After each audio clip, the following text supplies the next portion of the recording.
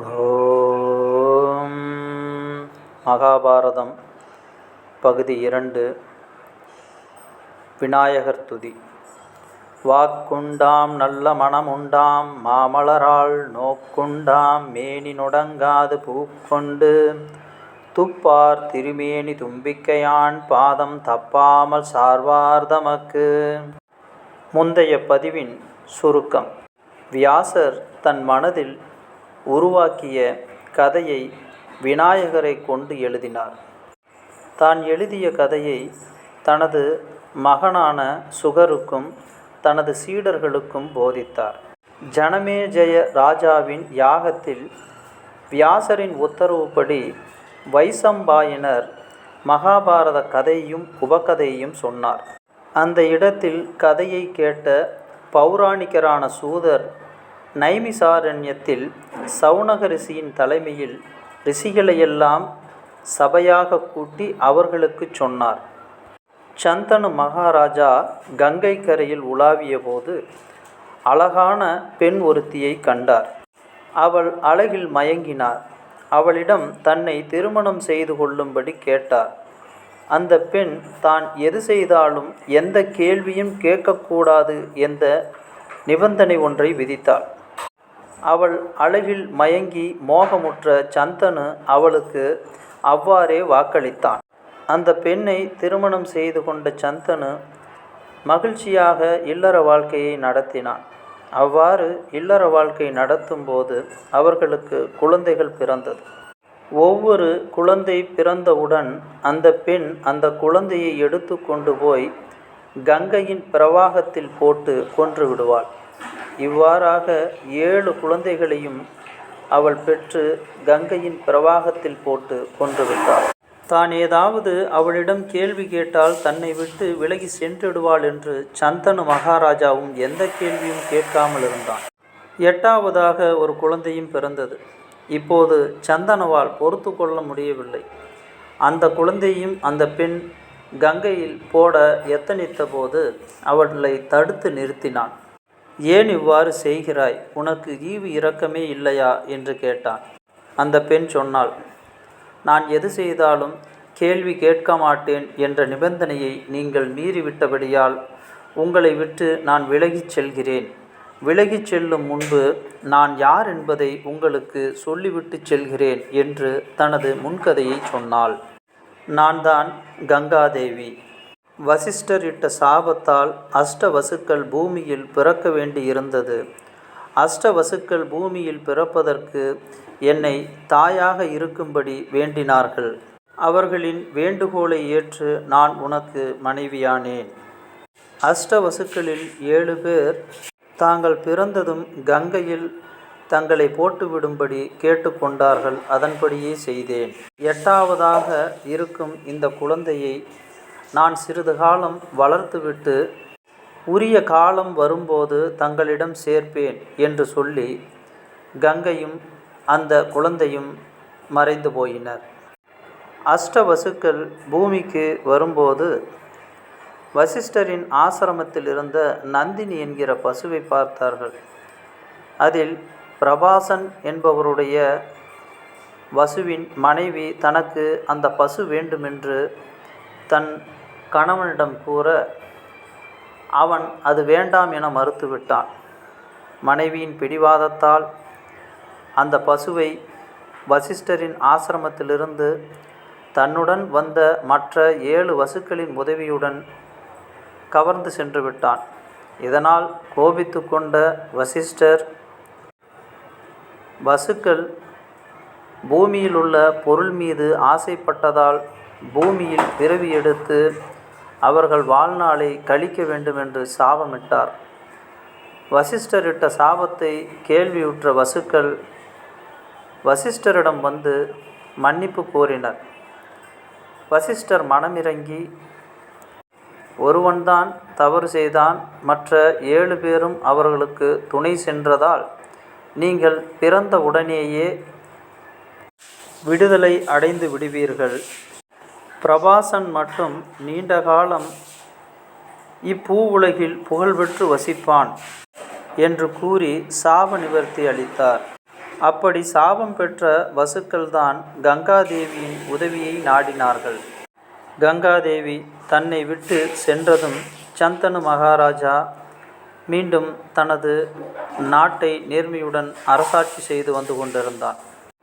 சில காலம் கழித்து ஒரு நாள் கங்கை நதியின் பக்கம் சந்தனு மகாராஜா போகும்போது அங்கே இந்திரனை போன்ற அளவுடன் ஒரு இளைஞன் இருப்பதை கண்டார். அந்த சமயத்தில் கங்காதேவி தோன்றி சந்தனு மகாராஜாவிடம், இவன்தான் நீ பெற்ற பிள்ளை தேவவிரதன். இவன் எல்லா சாஸ்திரங்களும் படித்தவன். வசிஷ்டரிடம் வேதமும் வேதாந்தங்களும் ஓதியிருக்கிறான். சுக்கராச்சாரியார் அறிந்த சாஸ்திரங்கள் எல்லாம் இவன் கற்றிருக்கிறான். யுத்தத்தில் பரசுராமனுக்கு சமமானவன். வில்லாளியும் வீரனும் ராஜநீதிகளை அறிந்தவனுமான உன் மகனை அழைத்து போ என்று அரசனுக்கு சொல்லிவிட்டு தன் மகனை ஆசீர்வதித்துவிட்டு தகப்பனிடம் ஒப்புவித்துவிட்டு கங்கை மறைந்தாள். தேவவிரதனை அழைத்து கொண்டு போய் அவனுக்கு யுவராஜ பட்டாபிஷேகம் செய்து வைத்தார். சந்தனு மகாராஜா மீண்டும் ஒரு பெண்ணின் மேல் விருப்பம் கொண்டான். அந்த பெண்ணிடம் தன்னை திருமணம் செய்து கொள்ளும்படி கேட்டான். அதற்கு அந்த பெண் தனது தந்தையான செம்படவ தலைவனை கேட்கும்படி கூறினாள். அரசனும் செம்படவ தலைவனிடம் சென்று உங்கள் மகளை எனக்கு திருமணம் செய்து கொடுங்கள் என்று கேட்டான். செம்படவ தலைவன், என் மகளுக்கு பிறக்கும் பிள்ளைக்குத்தான் ராஜ்ய பட்டாபிஷேகம் செய்ய வேண்டும், அவன்தான் அடுத்த அரசனாக ஆக வேண்டும் என்று நிபந்தனை விதித்தார். அந்த நிபந்தனையை ஏற்றுக்கொள்ள முடியாமல் சந்தனு மகாராஜா நாடு திரும்பினான். தந்தை கவலையுற்றிருப்பதை அறிந்த தேவவிரதன் தந்தையின் கவலைக்கான காரணத்தை அவரது மந்திரியிடம் கேட்டறிந்து செம்படவ தலைவனை சந்தித்து அவரின் வேண்டுகோளை தான் ஏற்றுக்கொள்வதாகவும் தனக்கு ராஜ்யம் வேண்டாம் என்றும் செம்படவ தலைவனிடம் வேதவிரதன் கூறினான். உனக்கு ராஜ்யம் வேண்டாம் என்று சொல்கிறாய், உனக்கு மனமான பின் உனக்கு வரும் பிள்ளைகள் அவனிடம் போட்டி போட்டு ராஜ்யத்தை பறிப்பார்கள் என்று செம்படவ தலைவன் சொன்னதும் தான் திருமணமே செய்து கொள்ளப் போவதில்லை என்று தேவவிரதன் சபதம் செய்தான். அப்போது தேவர்கள் பூமாறி பொழிந்தனர். செயற்கரிய செயலை செய்ததால் பீஷ்ம பீஷ்ம என்று முழங்கினர். அதிலிருந்து அவர் பீஷ்மர் என்று பெயர் வழங்கலாயிற்று. இரண்டாம் பகுதி ஆரம்பம். தலைப்பு அம்பையும் பீஷ்மரும். பீஷ்மரின் தந்தையான சந்தனுவிற்கும் சிற்றன்னையான சத்தியவதிக்கும் பிறந்த குமாரர்கள் இருவர், சித்திராங்கதன், விசித்திர வீரியன் என்று. சித்திராங்கதன் ஒரு கந்தர்வனோடு சண்டை செய்து அவனால் கொல்லப்பட்டான். அவனுக்கு குமாரர்கள் இல்லாதபடியால் அவன் தம்பி விசித்திர வீரியனுக்கு பட்டாபிஷேகம் செய்விக்கப்பட்டது. விசித்திர வீரியனுக்கு வயது வரும் வரை பீஷ்மரே ராஜ்யத்தை பரிபாலித்து வந்தார். விசித்திர வீரியன் விவாகத்துக்கு தகுந்த வயது அடைந்ததும் காசிராஜனின் கன்னிகைகளுக்கு சுயம்பரம் என்று கேள்விப்பட்டு பீஷ்மர் தேரேறி சுயம்பர சபைக்கு சென்றார். ஒருவர் மேல் ஒருவர் போட்டியாக கோசலம், வங்கம், புண்டரகம், கலிங்கம் முதலிய பல தேசத்து ராஜகுமாரர்கள் சபையில் கூடியிருந்தார்கள். கன்னிகைகள் அழகும் குணமும் உலக பிரசித்தி பெற்றிருந்தபடியால் போட்டி மும்மரமாக இருந்தது. பீஷ்மருடைய புகழ் சத்திரிய குலத்தில் நிகரற்றிருந்தது. இவர் சுயம்பர திருவிழாவை பார்த்து போக வந்தார் என்றே எல்லோரும் முதலில் எண்ணினார்கள். பெயர்களை கொடுத்தபோது இவரும் கொடுத்தார். யவனவ ராஜகுமாரர்கள் எல்லோரும் ஏமாற்றம் அடைந்தார்கள். அவர் சென்றதும் தன் தம்பி விசித்திர வீரியனுக்காக. ஆனால் இது ஒருவருக்கும் தெரியாது. பாரத சிரேஷ்டருடைய அறிவும் படிப்பும் அதிகம், ஆனால் வயதும் ரொம்ப அதிகமாகவே இருக்கிறது. கிழவரான இவருக்கு இச்சுயம்பரத்தில் என்ன வேலை? இவருடைய பிரதிஜை என்னவாயிற்று? ஆயுள் முழுவதும் பிரம்மச்சாரியாக இருப்பேன் என்று இவர் பொய்யா புகழை பெற்றார் என்றெல்லாம் ஏளனமாக பேசினார்கள். விவாகத்திற்கு இருந்த 3 கன்னிகைகளும் கிழவரை பார்த்துவிட்டு நிற்காமல் விலகி போனார்கள். பீஷ்மருக்கு மகா கோபம் பொங்கிற்று. அந்த காலத்து மன்னர் குலங்களை ஒட்டி பண்பாட்டின்படி வாருங்கள் யுத்தத்துக்கு என்று சபையில் இருந்த ராஜாக்கள் அனைவரையும் அறைகூவி அழைத்தார். ஒருவராக எல்லோரையும் எதிர்த்து விரட்டி 3 கன்னிகைகளையும் தன் தேர்மேல் ஏற்றிக்கொண்டு அஸ்தினாபுரம் போக புறப்பட்டார். சௌபல தேசத்தரசன் சால்வன் மட்டும் விடாமல் துரத்தி சென்று தடுத்தான். அவனை மூத்த ராஜகுமாரி அம்பையானவள் தன் மனதில் வரித்திருந்தாள். சால்வனுக்கும் பீஷ்மருக்கும் கடும் போர் நடந்தது. பீஷ்மர் தனுர்வேதத்தில் கரைகண்ட நிபுணர். சால்வன் தோல்வியுற்றான். ஆனால் கன்னிகையின் வேண்டுகோளுக்கு இணங்கி அவளை பீஷ்மர் உயிருடன் தப்பி போக விட்டார். பீஷ்மர் ராஜகுமாரிகளுடன் அஸ்தினாபுரம் போய் சேர்ந்தார்.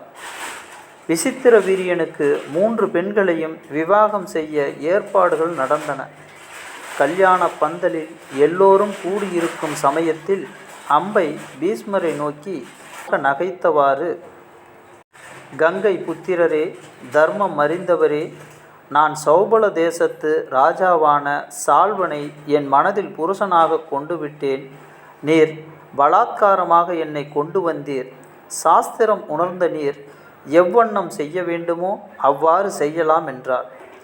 இப்படி விவாக மண்டபத்தில் அம்பை சொன்னதும் பீஷ்மர் ஆட்சேபனையை ஒப்புக்கொண்டு தகுந்த துணை நியமித்து அவளை சால்வராஜனிடம் அனுப்பி வைத்தார். அம்பையின் தங்கையான அம்பிகை, அம்பாலிகை இருவரையும் விசித்திர வீரியனுக்கு விவாகம் செய்வித்தார். அம்பை சால்வனிடம் சென்றால், நீ என்னால் முன்பே வரிக்கப்பட்டாய். பீஷ்மர் என்னை உன்னிடம் அனுப்பியிருக்கிறாய். சாஸ்திரப்படி விவாகம் செய்து கொள் என்றாள். சால்வராஜன், அரசர்களின் மத்தியில் பீஷ்மர் என்னை ஜெயித்து உன்னை வசப்படுத்தி சென்றார். நான் உன்னை அங்கீகரிக்க முடியாது. நீ அவரிடமே திரும்பி போய் அவர் ஆணைப்படி செய் என்று சொல்லி அவளை திருப்பி அனுப்பிவிட்டான். அஸ்தினாபுரம் திரும்பி வந்து பீஷ்மரிடம் அம்பை விஷயத்தை சொன்னாள். சால்வராஜன் அம்பையை வரிக்கவில்லை. நீயோ இவளை விவாகம் செய்து கொள், இப்பொழுது உனக்கு தடையேதுமில்லையே என்று விசித்திர வீரியனை கேட்க, வேறு ஒரு புருஷன் மேல் மனம் செலுத்தின ஒரு கன்னிகையை நான் விவாகம் செய்து கொள்ள மாட்டேன் என்று சத்திரிய பண்பாட்டின் மேல் மறுத்துவிட்டான். எனக்கு வேறு கதியில்லை, நீரே என்னை விவாகம் செய்து கொள்ள கடமைப்பட்டிருக்கின்றீர் என்று அம்பை பீஷ்மரை வற்புறுத்தினாள். என்னுடைய பிரக்ஞையை எப்படி பொய்யாக்குவேன், முடியாது என்று சொல்லி விசித்திர வீரியனை ஒப்புக்கொள்ளும்படி மறுபடியும் பீஷ்மர் வற்புறுத்தி பார்த்தார். ஆனால் அது முடியவில்லை. அதன் மேல் நீ சால்வனை கேட்டுக்கொள்ள வேண்டும் என்று அம்பையை மறுபடியும் சால்வராஜனிடம் போகச் சொன்னார். ஆனால் அம்பை அந்த அரசனிடம் போக வெட்கப்பட்டு பீஷ்மரையே பல வண்ணம் வற்புறுத்தினாள். நான் போக மாட்டேன் என்று பீஷ்மர் மனையிலேயே பல ஆண்டுகள் கழித்தார். ஆனால் பீஷ்மர் ஒப்புக்கொள்ளவில்லை. பிறகு அம்பை சால்வனிடம் போனாள். மற்றொருவன் ஜெயித்த கன்னியை நான் விவாகம் செய்து கொள்ள முடியாது என்று அவன் மறுபடியும் கண்டிப்பாய் முன்பு போலவே சொல்லிவிட்டான். தாமரை புஷ்பம் போல் விசாலமான கண்களை உடைய அம்பை இவ்வாறு அஸ்தினாபுரத்திலிருந்து சால்வனிடமும் சால்வனிடமிருந்து அஸ்தினாபுரமும் பல தடவைகள் அலைந்து அலைந்து கண்ணீர் சொரிந்தாள். 6 வருடங்கள் சென்றன. அம்பை இதயம் துடித்து துடித்து ஒருவித கதியும் காணாமல் வாடினாள். அவளுக்கு பீஷ்மர் மேல் தாங்க முடியாத கோபம் மேலிட்டது. பல ராஜாக்களிடம் போய் முறையிட்டாள். தனக்கு நேர்ந்த அவமானத்திற்காக பீஷ்மரை எதிர்த்து கொள்ளும்படி ஒவ்வொரு அரசனையும் வேண்டிக் கொண்டாள். பீஷ்மர் என்றால் எல்லோருக்கும் பயம். யாரும் கேட்கவில்லை. பிறகு சண்முகப் பெருமானை குறித்து கடும் தவம் செய்தாள். முருகன் பிரசன்னமாகி அம்பைக்கு ஒரு மாலை தந்தான். இந்த மாலையை எவன் தரித்து கொள்கிறானோ அவன் பீஷ்மருக்கு சத்ரு ஆவான் என்று ஆறுமுகன் அம்பைக்கு ஒரு வாடாத தாமரை புஷ்ப மாலையை கொடுத்தான். அம்பை அந்த மாலையை பெற்றுக்கொண்டு தன் எண்ணத்தை பூர்த்தி செய்து கொள்ள ஒவ்வொரு சத்திரியனிடமும் சென்றாள். ஆறுமுகக் கடவுள் தந்த இந்த மாலையை பெற்றுக்கொண்டு பீஷ்மரை கொல் என்று பலரையும் கேட்டு பார்த்தாள். பீஷ்மருடைய விரோதத்தை சம்பாதித்து கொள்ள யாருக்கும் தைரியம் வரவில்லை. கடைசியாக துருபதராஜனிடம் போய் அவனும் மறுத்துவிட்ட பின் அவனுடைய அரண்மனை வாயிலில் மாலையை தொங்கவிட்டு வனம் சென்றாள். பிறகு சில தபோதனர்களிடம் போய் தனக்கு நேர்ந்த அவமானத்தை சொல்லி முறையிட்டாள். நீ பரசுராமரிடம் போய் கேட்டுக்கொள், அவர் உனக்கு வேண்டியதை செய்வார் என்று அவர்கள் யோசனை சொன்னார்கள். அப்படியே செய்தாள். பரசுராமர் அம்பையின் கதையை கேட்டு கருணை கொண்டு, குழந்தாய், உனக்கு என்ன வேண்டும்? சால்மனிடம் சொல்லி உன்னை விவாகம் பண்ணிக்கொள்ள சொல்ல வேண்டுமா? அது என்னால் முடியும் என்றார். அம்பை சொன்னாள், வேண்டாம், பீஷ்மருடன் நீர் யுத்தம் செய்து அவரை கொல்ல வேண்டும். எனக்கு விவாகம் வேண்டாம், பீஷ்மருடைய மரணமே நான் கோரும் வரம் என்றாள். சத்திரிய சத்ருவான பரசுராமர் பீஷ்மருடன் போருக்கு சென்றார். யுத்தம் நடந்தது.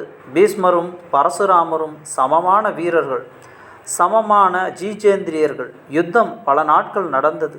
முடிவில் பரசுராமர் தோல்வி அடைந்தேன் என்று ஒப்புக்கொண்டு அம்பையை பார்த்து, அம்மணி, என் எல்லா தனத்தையும் நான் செய்தேன், நீ பீஷ்மரை சரணடைய வேண்டியதுதான் என்றார்.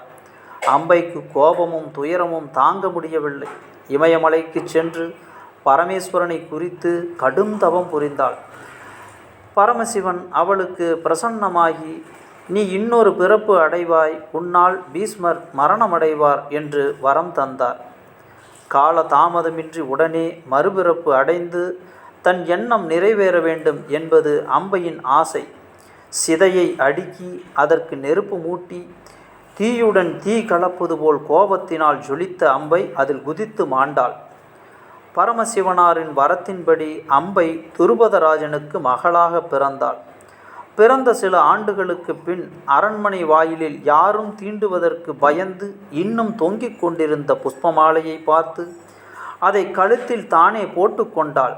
தகப்பனான துருபதராஜன், ஐயோ கெட்டேனே, பீஷ்மருடைய விரோதத்தை பெற்றோமே என்று பயந்து தன் மகளை வீட்டிலிருந்து அப்புறப்படுத்தி வனத்துக்கு அனுப்பிவிட்டான். தன்னை காப்பாற்றி கொள்ள அவன் இவ்வாறு செய்தான். அம்பை வனம் சென்று தவம் செய்து ஆண் தன்மை அடைந்து சிகண்டி என்ற வீரனாக மாறிவிட்டாள். அர்ஜுனன் சிகண்டியை தன் தேர்ப்பாகனாக கொண்டு பாரத யுத்தத்தில் பீஷ்மரை எதிர்த்தான். குருச்சேத்திர களத்தில் பீஷ்மர் வீழ்த்தப்பட்டு அம்பையின் அடங்காத கோபம் தீர்ந்தது. சிகண்டியின் பிறப்பு ஆதியில் பெண்மை என்று பீஷ்மருக்கு தெரிந்தபடியால் எந்த சந்தர்ப்பத்திலும் அவள் மேல் அம்பு பிரயோகிக்க மறுத்துவிட்டார். சிகண்டியை முன்னிட்டு கொண்டு அர்ஜுனன் பீஷ்மரை தாக்கி ஜெயித்தான். மரணம் கிட்டிய தருவாயிலும் தன்னை துன்புறுத்திய அம்புகளை ஒவ்வொன்றாக இழுத்து எடுத்து, இது அர்ஜுனுடைய அம்பு, சிகண்டியினுடையதல்ல என்று சொல்லி கொண்டு பூமியில் சாய்ந்தார். இந்த விஷயம் பின்னால் யுத்தகாண்டத்தில் வரும். அத்தியாயம் 5. தேவயானியும் கசனும். முன்னொரு காலத்தில் 3 உலகங்களையும் ஆள வேண்டுமென்று தேவர்களுக்கும் அசுரர்களுக்கும் பெரிய போட்டி நடந்தது.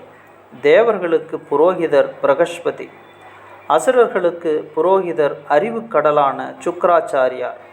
இந்த 2 பிராமணர்களின் பக்கபலத்தை கொண்டு யுத்தம் நடந்து வந்தது.